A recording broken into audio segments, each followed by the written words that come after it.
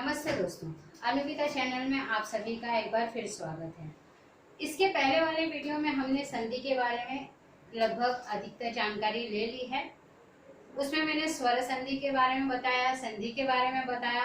आज हम फिर स्वर संधि के अलग अलग प्रकारों के बारे में देखेंगे। अब स्वर संधि के बारे में मैंने बताया था कि दो स्वरों के मेल से होने वाले परिवर्तन को हम स्वर संधि कहते हैं। अब उन स्वरों का मेल कहाँ हो रहा है, किस तरह से हो रहा है और इन सारे प्रकारों में उनका किस तरह से समावेश होता है, ये सारी चीजें हम इस वीडियो में देखेंगे। पहले तो हम देखते हैं स्वर अ, आ। यहाँ पर हमने स्वर लिखे हैं अ, आ, ई, उ, ए, ओ, औ और री। आज हम बात करेंगे दीर्घ संधि के बारे में।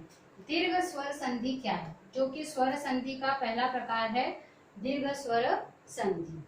तो जब हम दीर्घ स्वर संधि की बात करते हैं तो हम इसमें कुछ महत्वपूर्ण चीजें हमको याद करनी है। महत्वपूर्ण चीजें क्या हो जाएंगी? जैसे हम मैथ्स के फॉर्मूला याद करते हैं, वैसे ही हमें जब दीर्घ स्वर संधि के बारे में पता करना है तो हमें कुछ फॉर्मूले याद करने होते हैं। उसमें हमें पहले ये देखना है कि दीर्घ का अर्थ होता है बड़ा।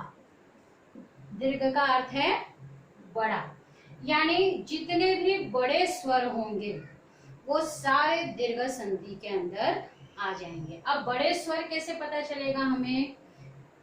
लघु और दीर्घ। लघु स्वर और दीर्घ स्वर। लघु का मतलब है ऐसे स्वर जिनको बोलने में कम समय लगता है, उसे हम लघु स्वर कहते हैं।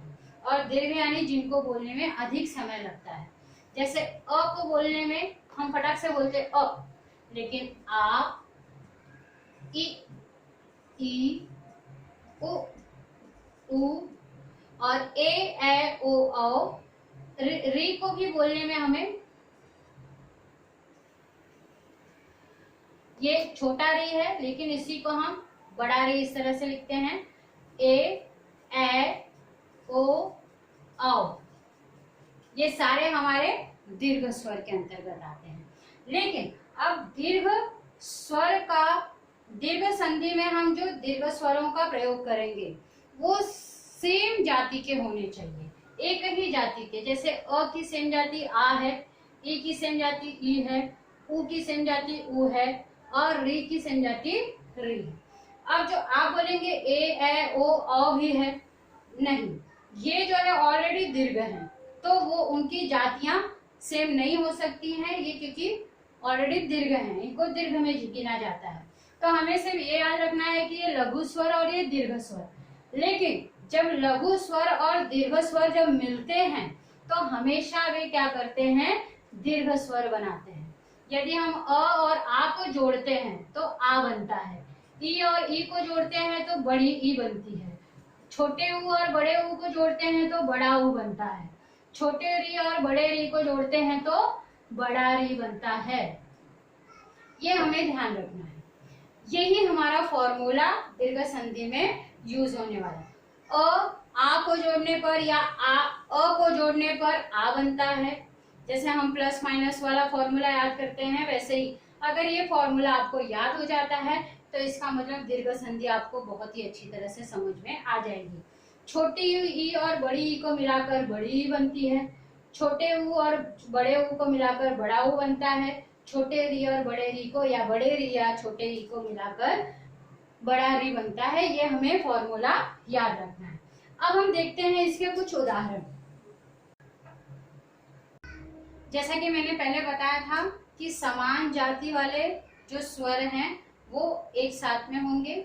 यहाँ पर मैंने कुछ फॉर्मूलाज लिखे हैं, जैसे अ, आ, यानी जब हम कोई शब्द लिख रहे हैं और उसका संधि विच्छेद कर रहे हैं तो जो उसका पहला शब्द होगा उसके अंतिम वर्ण में अ या आ आएगा, ई या ई आएगी, उ या उ आएगा, या आ या अ आएगा, ई या छोटी ई आएगी और उ या छोटा उ आएगा।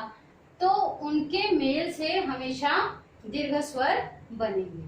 अब हम देखते हैं यहाँ पर ये जो पहला शब्द है, दूसरा शब्द, पहले शब्द का अंतिम वर्ण, दूसरे शब्द का पहला वर्ण। यहाँ पर कुछ एग्जाम्पल दिए हैं, ये फॉर्मूला हम उन एग्जाम्पल में लगा करके देखेंगे।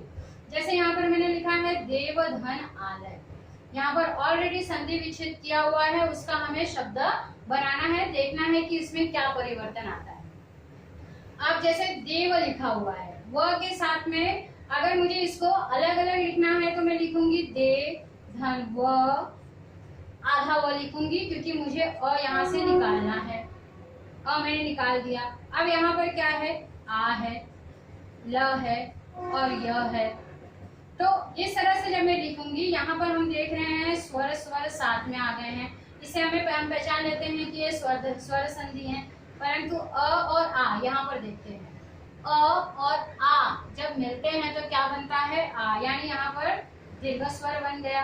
अब ये जो आ है ये कहाँ मिलेगा, व के साथ मिलेगा, और इसको परिवर्तन करके ये क्या हो जाएगा, देवालय। क्योंकि यहाँ का आ हमने हटा दिया, यहाँ आ बन गया उसका, इस अ का आ बन गया, तो यहाँ पर क्या बच गया, देव, और इस आ को हम इसके साथ जोड़ देंगे देवा, और यहाँ बचा हुआ लय इसके साथ लगा देंगे। वैसे यहाँ पर हम देखते हैं दीक्षा, यहाँ पर ऑलरेडी आ आया हुआ है और यहाँ पर अ आया हुआ है। जब हम आ और अ को जोड़ते हैं तो दीर्घ स्वर बन जाता है आ, तो दीक्षांत, दीक्षांत ऐसे शब्द बन जाएंगे।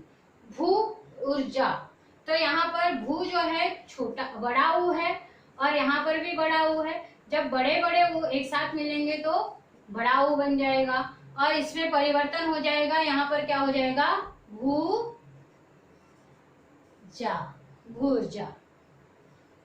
अब यहाँ पर देखते हैं मुनि धन इंद्र। अब मुनि दिया हुआ है, यहाँ पर हम देख रहे हैं ई की मात्रा है, छोटी ई की मात्रा है, छोटी ई की मात्रा, और यहाँ पर ई है।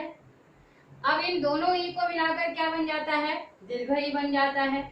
और इसमें क्या परिवर्तन हो जाएगा, जो मुनि है उसमें बड़ी ई की मात्रा लग जाएगी, ये परिवर्तन होएगा, मुनिंद्र। इस तरह से ये बड़ी ई की मात्रा, यहाँ पर ये जो परिवर्तन हुआ, इसी परिवर्तन को हम क्या कहेंगे, दीर्घ संधि कहेंगे। दीर्घ संधि को पहचानने का सिर्फ एक ही तरीका है कि जो भी शब्द हमको दिए हुए हैं उनमें हमें देखना है ध्यान से, आ की मात्रा अगर लगी हुई है, बड़ी ई की मात्रा लगी हुई है, बड़े ऊ की मात्रा लगी हुई है, तो हम उसको आंख बंद करके दीर्घ संधि पहचान सकते हैं। आशा है आपको ये वीडियो पसंद आएगा। अगर ये वीडियो पसंद आता है तो इसे लाइक कीजिए, दोस्तों के साथ शेयर कीजिए, सब्सक्राइब कीजिए, जिससे मेरा अगला वीडियो आप तक फटाफट पहुंच सके। मिलते हैं अगले वीडियो में, तब तक के लिए धन्यवाद।